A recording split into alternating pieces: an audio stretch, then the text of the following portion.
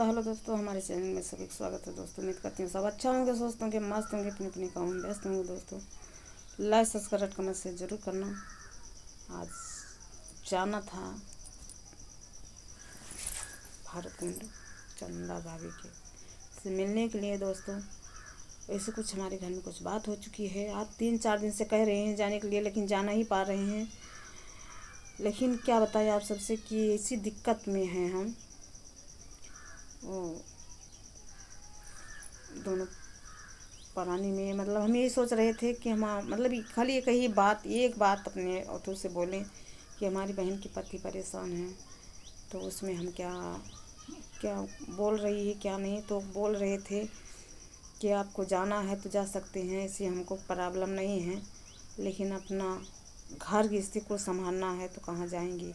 बताओ, अपना ही अपना होता है, चाहे जिसका